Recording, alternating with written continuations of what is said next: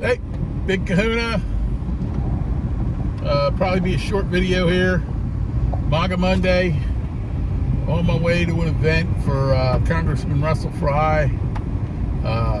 Congressman Byron Donalds is scheduled to be there, among other dignitaries.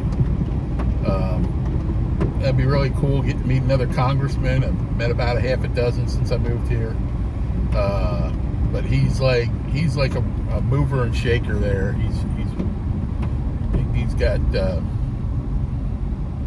He's got big things ahead of him. He's a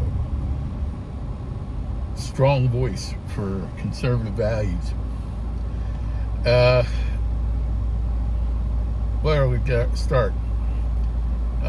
Last week, President Trump had a very strong issue-related speech in Asheville. And Bedminster, he had a speech where he kind of went off the rails. He went kind of far afield. He had all these props there that he could have really used with comparisons of what we're paying now and what we were paying when Trump was president for kitchen table items, bread, milk, coffee, items that we all use, we all consume.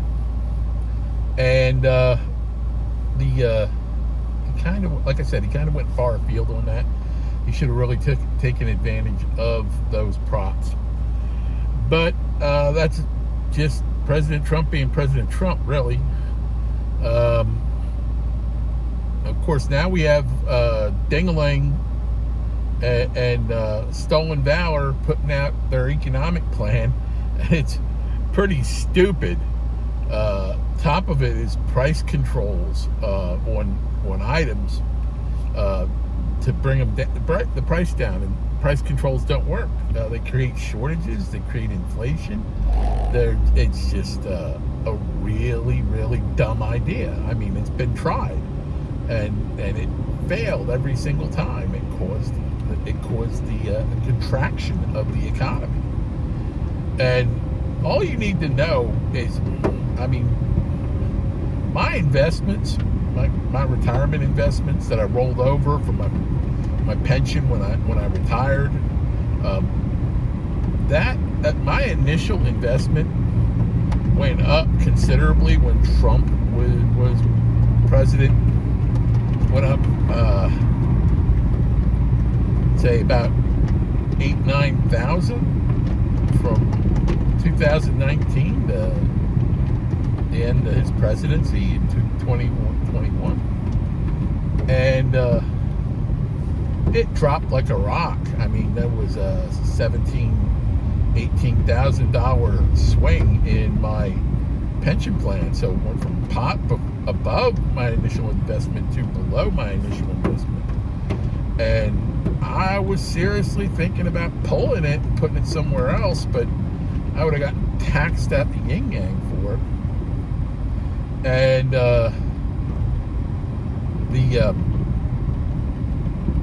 so I wrote it out. It just started getting close to my initial investment, and I'm afraid it's going to drop like a rock if he gets reelected.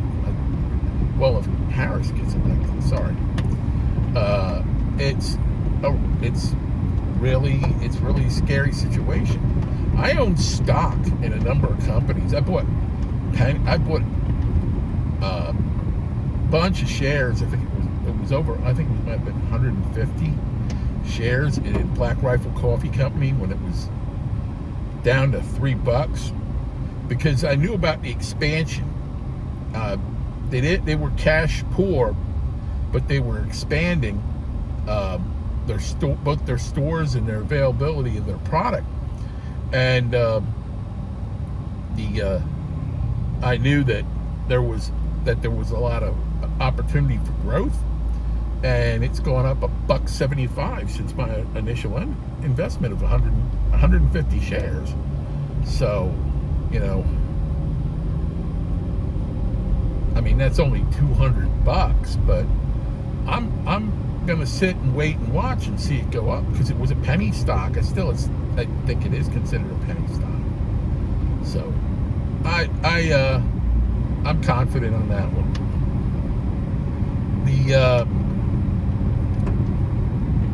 How do you think Dingbat's going to pay for all of this, the $25,000 down payments? Because you can't really push only a crazy person can push our deficit even further. And but she's a crazy person. How she's going to pay for that? How she's going to pay for a lot of her social programs? What's funny is she's taken 3 things from Trump's plan. No taxes on tips, no taxes on Social Security, and what was the third one? Oh, restoring the expired Trump era child credit, because that was $6,000, and Biden let that expire in 2021. So there's a lot of the cost controls on insulin and stuff like that Trump had in.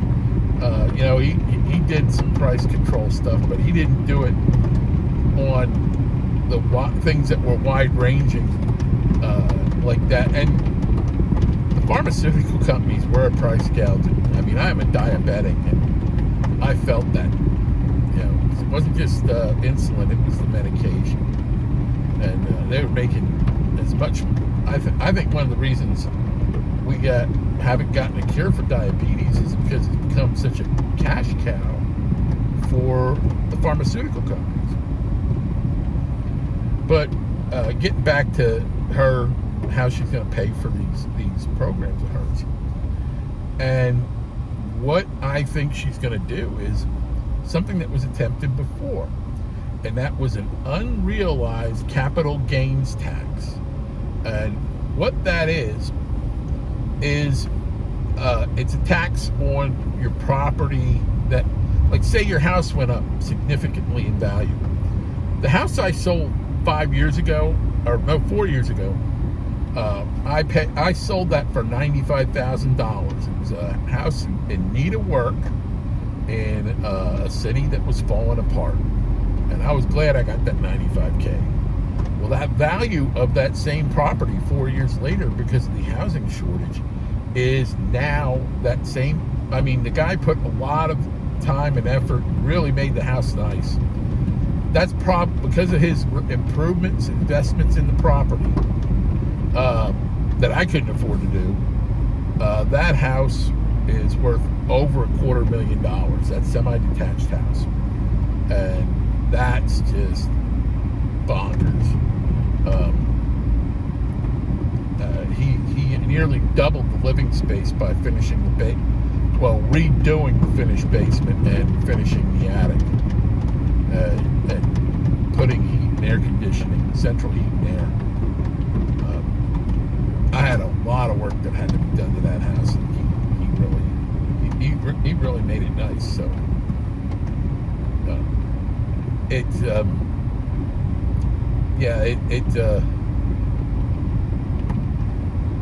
so that unrealized capital gains tax, what she wants to do, that property went up significantly in value, and because it went up significantly in value, they want a piece of it. They want to tax that increase in value, even though they're not selling the property. That's why they call it unrealized capital gains. If you sell your car, they will tax that. If you have a collector's vehicle, a collector's item vehicle, like I know some people who have, I know a guy that owns a dead-on 1978 Trans Am, just like Smokey and the Bandit, and that is valued very high, and probably only going up higher. And it's garage kept for the most part. He's been in parades. And he wears a red shirt and a cowboy hat. But, yeah, that's a collector's item. That goes up in value. That property is gonna be subject to unrealized capital gains tax. Even so, he's getting taxed for it even if he doesn't sell it. Your investments will be subject to that. So if your pension fund, they'll grab money in your pension fund, and they've been grabbing shit for so long. I mean,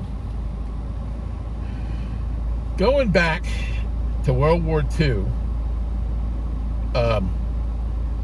they had what's called the Gold Confiscation Act to help pay for World War II. So if you had gold coins minted before 1933, they would confiscate it and use that to pay for the war. Well, that was repealed to an extent. If you have pre-1933 gold coins that were legal tender for the United States, those coins are considered, from pre-1933, those coins are actually considered property of the U.S. Mint, even now. So you can have them, you can keep them as personal property, you can will them off, but you mayn't sell them. If you sell them, they will be confiscated from the purchaser. I have some gold coins. My brothers and I have gold coins in a safety deposit box in Pennsylvania. Because of the value of them as coins, if you melted them down, you would get about $8,000 for the money. But the numismatic, which is a coin collector, numismatic value is six figures for those coins. So I could take my share if I wanted to sell them, because these coins, I believe, belong to my grandfather and then my father. I could sell these coins and pay for my grandson's college education, but I can't, because if I sold them, I would have to return the money to the buyer, and the U.S. government would confiscate it. And that's going back to the 1942. That they're grabbing. So they've been grabbing shit, grabbing our property for years, and you wonder why people think our government is tyrannical. They, the Infernal Revenue Service, they are, they go after people for the littlest things. They tried to go after me for saying I didn't file my income taxes, and I did file them, and I filed them on time. But evidently they kicked them back, and it's like, what's the deal? I don't owe you, and you don't owe me. It pretty much balanced out, So what's your problem? Even if I didn't file them, I don't owe you, you don't owe me, but I did file them. And this is just the kind of stuff that goes on with our government. The Infernal Revenue Service going after patriots in the Tea Party movement, and they hired how many thousand inspectors to go after people, and it's if Trump gets elected, they'll be gone. We got to get Trump elected, and we got to get the down ballot people elected.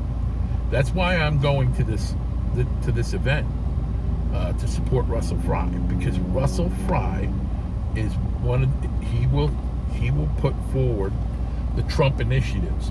See, a lot of people they go in and they just vote for the president. No, you got to support the down ballot people in the House and the Senate, because those are the ones that will support the initiatives. I don't think people realize when Trump won the first time, he was pretty harsh on people that he was running against in the primaries, and because that's what you do. That's what you do, and the liberals, they get upset about it. Oh, you called me your name. That's because liberals are pussies. Yeah, Trump called Marco Rubio Little Marco, and called Ted Cruz Lion Ted. Well, guess what happened after that election? Who were the two of the biggest proponents of Trump initiatives in the United States Senate? Ted Cruz and Marco Rubio.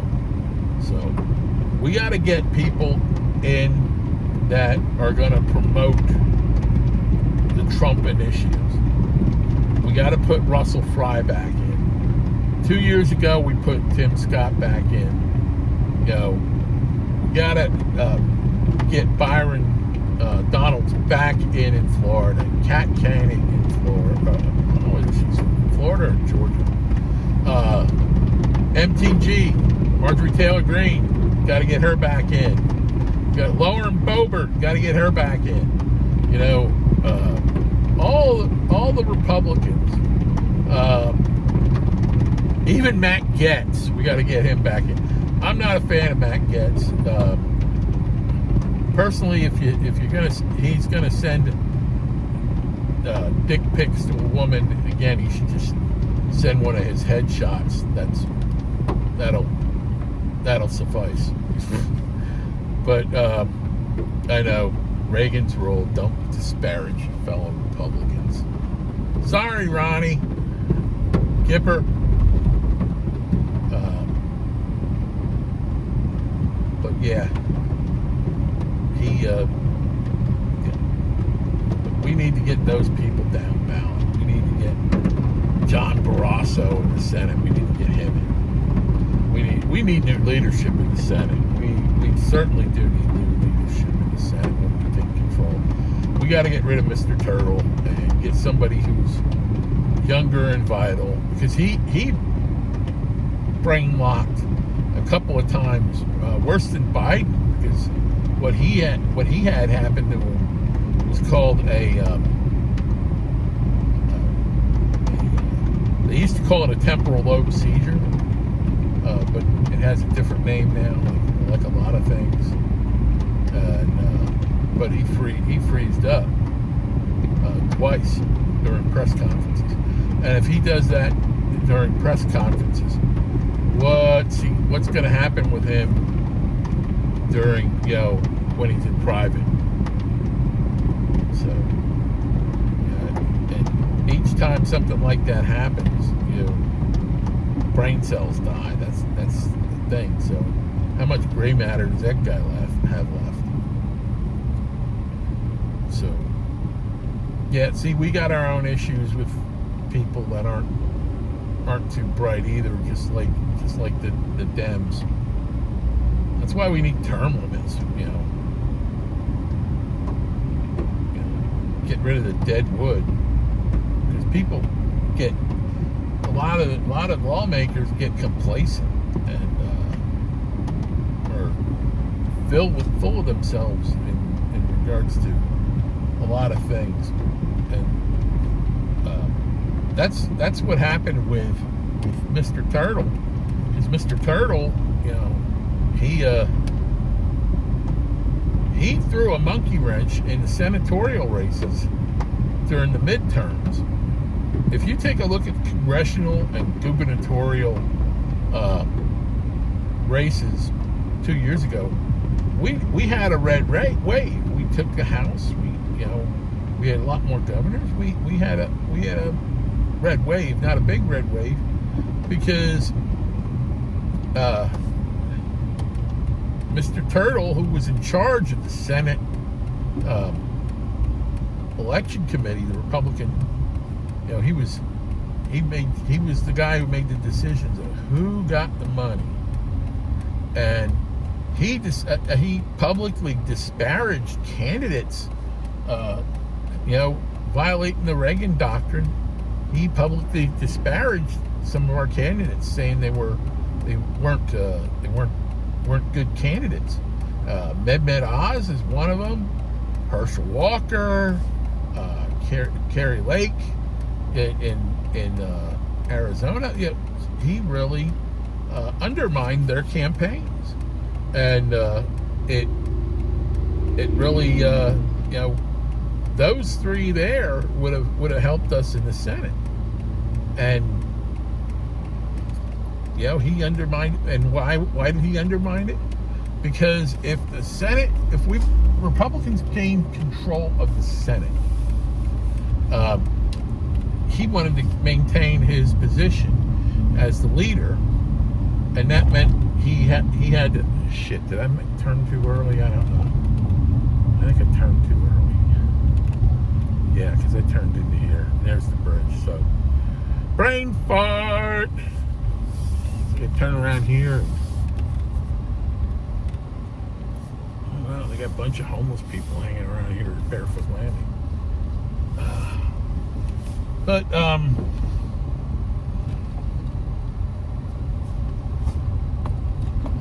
yeah, he wanted to keep his position as the minority leader, because he knew if we took the majority in the Senate, he would have been cast aside for a newer, better leader. And so he literally sabotaged our ability to take control in the Senate for his own personal reasons. And that is really screwed up.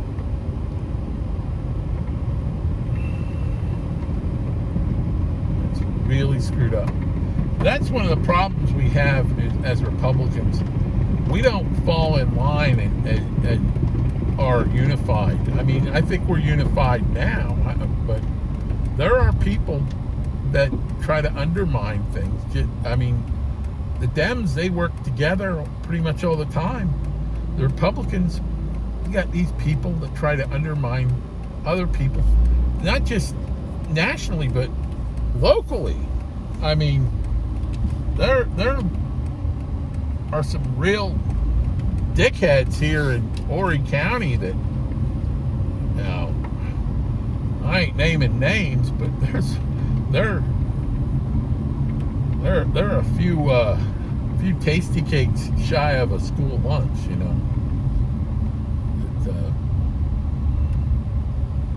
yeah, I mean, we got it locally, state-wise, and that's what dooms us a lot of times. I really think we're unified. Well, I shouldn't say we are unified behind Trump, because there's a lot of never-Trumpers out there that want to undermine things. I've been hearing some things lately about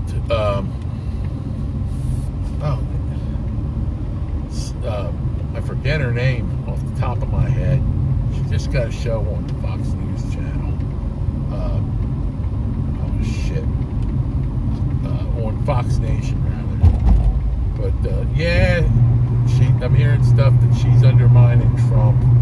And then you got never-Trumpers. You got these never-Trumpers, like Bill Kristol. And, they'll the Weekly Standard, they undermine Trump every chance they get. So, which makes no sense. It makes no sense. This man is our best bet of taking our country back for a long time. Can you name anybody? I mean, really? Anybody who is capable? I mean, you look at all the weak candidates we put up prior to now. Bob Dole, John McCain, Mitt Romney, really weak candidates. Bush, Bush got in on the skin of his teeth, and he was the man that we needed at the time after 9/11. I really do think so, but then he got involved trying to finish his daddy's war and really screwed things up. But yeah, the Bush is the reason, though, that I became a Republican. Changed from a Reagan Democrat to a Republican. I was working in a union shop, and it's kind of hard for a Republican to work in a union shop. And he stood on the top of that car at Ground Zero and said, when somebody said, "I can't hear you," he goes, "Well, I can hear you. The whole world hears you. And the people who knock down these buildings are going to hear from all of us real soon." When he said that, and then he, before a joint session of Congress, he said that they were going to make terrorism fall, Islamic terrorism fall, like communism, Nazism, socialism, and bury them in the unmarked grave of misguided lies. And I heard that, and I thought, next day I went and changed my voter registration. So he was the leader for the time at first. When I hear people disparage Biden, not Biden, oh God, when I hear people disparage Bush, I got to remind them,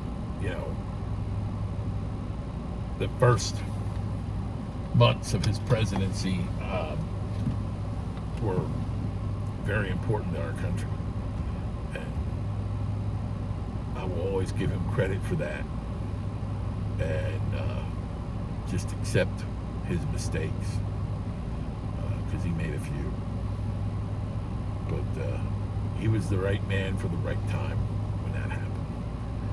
All right, well, stay safe and God bless.